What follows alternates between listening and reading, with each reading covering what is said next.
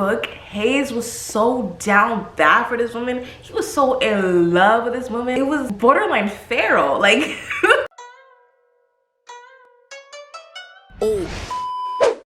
hello everybody. Hello everybody, my name is Ashley. Welcome back to my channel. And today I am so freaking excited to come back on my channel and talk about this movie because I'm so giddy, I'm so excited. The Idea of You. Now, I heard about this movie like right when it got announced, probably like a year or two ago. I was so geeked because, as you all know, The Idea of You is one of my most favorite books in the freaking world. Me and this book, we go way back. Me and this book are like this, okay? Usually book adaptations are like a hit or miss. You know, there's like good ones, like Normal People, which is so near and dear to my heart. And then there are bad ones. So today I just finished watching the movie. I have some thoughts. So first, let's start with things that I liked, okay? I have a list. Okay, first of all, Anne Hathaway. I love Anne Hathaway. Really no complaints from her character, her acting. Like, she's a masterclass actress, so was never really worried about that. So I liked watching her. The portrayal of Hayes, all right? But Mr. Nicholas, he grew on me throughout the movie. He really did. His specific portrayal about Hayes, which I also liked in the book, it really captured his young naiveness a little bit. I couldn't pick up that he was a 20-something-year-old, like, you know what I'm saying? But like in a cute way, not in like a bad way or anything. I especially like the scenes when they were texting YOU, he would send you. I thought that was just like, I thought like those little changes like that was really good to like his age come across as, you know, he's a little bit younger, he's a little bit childish. And what else did I like about him? After, when they're in that hotel room when he ordered chicken fingers. His portrayal of Hayes grew on me, and I'm not even like too mad about it. The next thing that I liked was the song. I didn't really care for like the August Moon songs, but I did really like Dance Before We Walk and Go Rogue when Hayes was performing on the Graham Norton show. I really like those songs. Like, I didn't expect to care for the soundtrack, but like, I'm pretty sure I read somewhere that like it was actually like him singing. I was like, oh, if that's actually him, that's like really impressive, and I really like those songs, so I'm gonna add it to my playlist. Next thing that I like, this is gonna go into the segue of the changes that they made in the movie. Now, the daughter, they aged her up exponentially. In the book she was 12, in the movie she was 16 going on 17. Me personally, when I read the book, the daughter really got on my nerves, but like, what else would you expect from a 12-year-old girl? But they aged her up, and at first I was like, oh, that's but I actually am really okay with the change. I actually really liked it, actually. Because one, she was way less annoying. In the book, when Selena and Hayes started dating, her life fell apart, which is very dramatic, it was just a lot.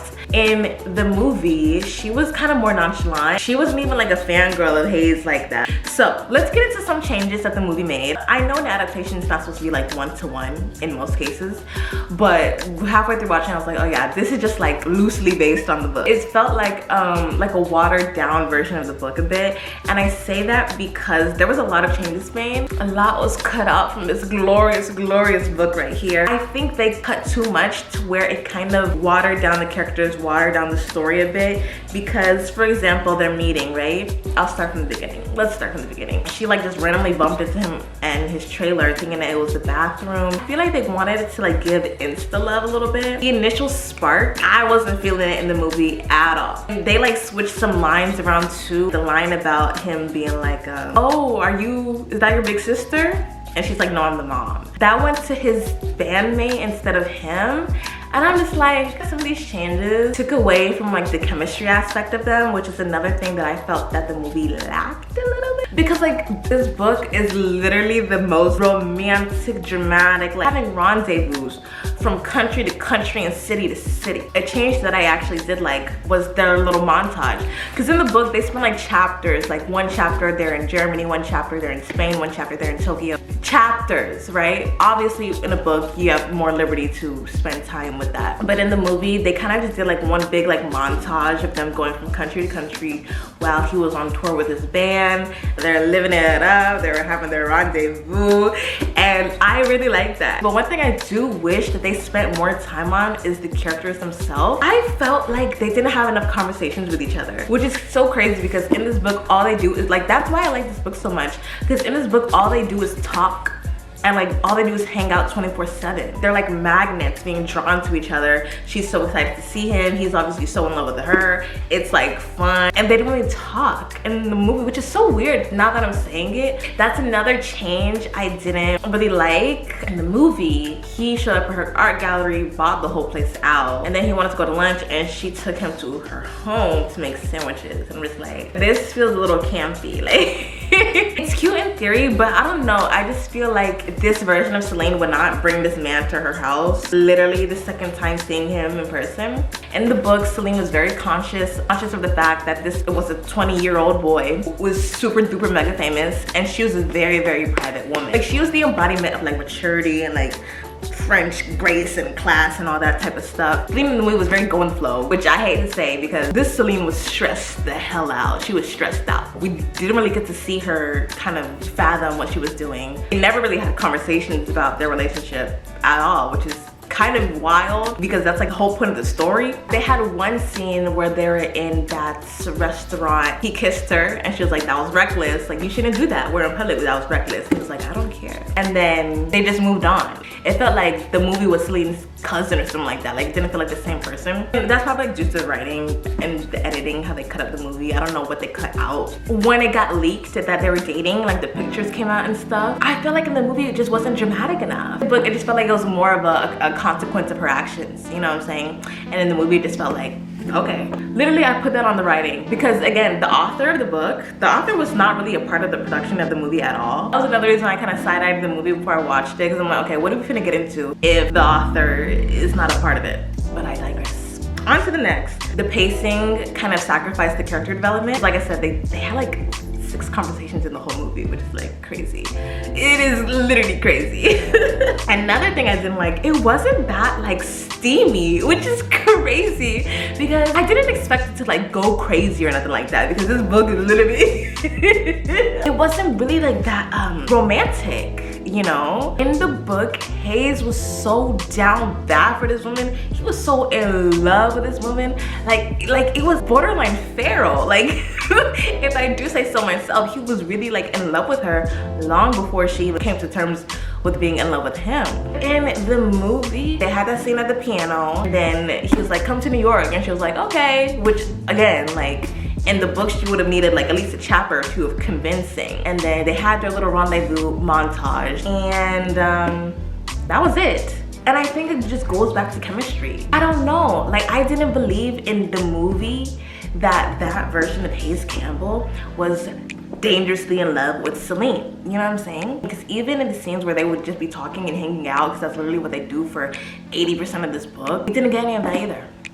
We didn't get any of that either. I feel like the payoff wasn't there. There's no stakes. There's no cause and effects in the movie. It just things that happened. The other thing that I didn't quite like, there's no moral dilemma. By that meaning, yeah, she was aware that she was way older than him, but in the movie, they didn't like emphasize the fact 24/7 that this is a 20-something-year-old and I'm a 40-something-year-old. She was not stressed out about it, which is so ironic that I'm saying that that's something that I didn't like, because in the book, when I wrote my Goodreads review, I wrote something along the lines of, we get it, Celine, you're 40-something, shut up and enjoy it.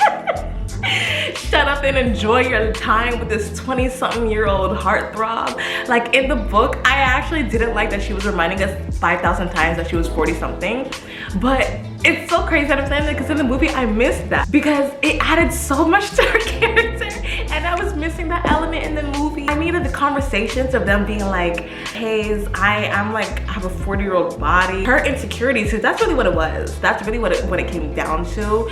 The reason she brought up her age so much, she was really insecure and like kind of unsure, especially after just going through that divorce with her ex-husband. It's like, this is like an insane scenario to be in. And so Hayes would, I need the conversation for Hayes to be like, there's a lot of attractive older ladies, fine ladies who are 40 plus, who are still fine and aged like fine wine and stuff like that. He says, I don't have no qualms about your age, I want you, girl. And she was all like, oh, so you're trying to tell me you think I'm hot? And in the movie, that was just like an afterthought. And I feel like that is due to the little changes that they made. I feel like they didn't want his age to be a big thing, because I'm pretty sure I read in an interview with the author Robin Lee, which I'll link the interview below in the description if y'all want to read the full thing. But she said she understood why they aged him up a bit, because in the book he's 20 and I'm pretty sure he turned 21 somewhere along the line, but in the movie he's 24. And I feel like because of that they didn't want to harp on the age aspect, the age gap of it all too much, and they more so wanted to focus on the fact that he's a big celebrity. Next thing that I didn't quite like, there was zero focus on any of the supporting characters. Typically me, I'm a selfish reader, I'm a selfish watcher, so I really care about the main characters in a book or movie. They just added a lot to the tone and feel of the whole situation. In the movie, I promise you, I don't remember any of their names. Like, if none of them were in the movie, nothing about the movie would have changed, you know what I'm saying? I just feel like it added more depth to the book, and in the movie that depth was gone because all the side characters were essentially useless. And then the last thing I wrote is just that it just felt flat for me. I kind of hate to say that because like I didn't anticipate to like love it, but I at least wanted to like enjoy it. I wanted it to have like some rewatch value, because you know me, I'm a chronic rewatcher. I love rewatching shows and movies. That's literally all I do for a living. Once I finished watching it, I was like, okay, yeah, I know I'm probably never gonna click on this again. Like, the movie was an hour and 55 minutes long too, and I feel like that's like a good amount of time to fit story in there. It's crazy because it's just like, I'm remembering the movie and I remember all the scenes and plot points they hit, but I'm just like, what did they do with that 2 hours? What did they do with that 2 hours?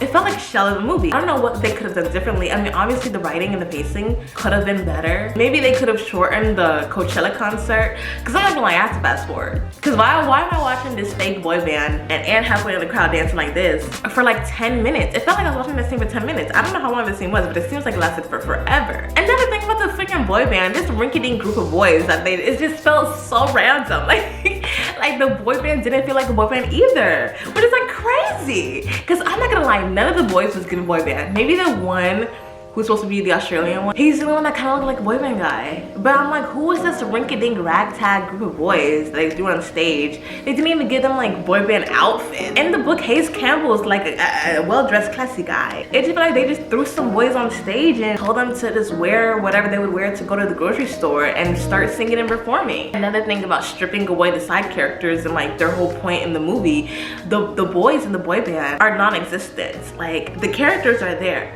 they're real, but the actual personality of the characters, gone. I'm just like, what is going on? Like, who are these people? Because this is not August Moon. You know what I feel? I feel like maybe if Ross Lynch could do a British accent, I would have made him Hayes Campbell.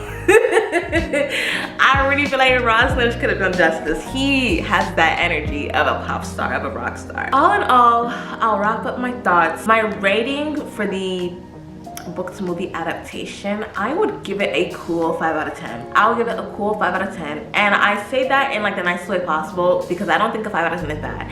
5 out of 10 is average. I think it's a very average movie. It's fine, it's a little fun, but in terms of like book to movie adaptation, I gotta rate it a little bit low. It is what it is, and at the end of the day ends. So that is all I have for this video today. If you liked it, please give it a thumbs up. If you really liked it, go ahead and subscribe so you can see when I talk more about things like this. I like talking about books, movies, and TV shows, and I still need to get to posting the books I read last year.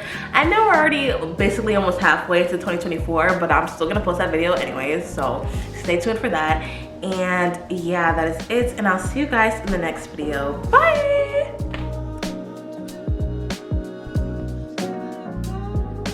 Oh my gosh, Robin Lee, let me just tell you right now, I know why you did what you did. And in the interview that I linked below, her previous book, publishers didn't want to buy it because publishers were like, we already got an interracial book, sorry.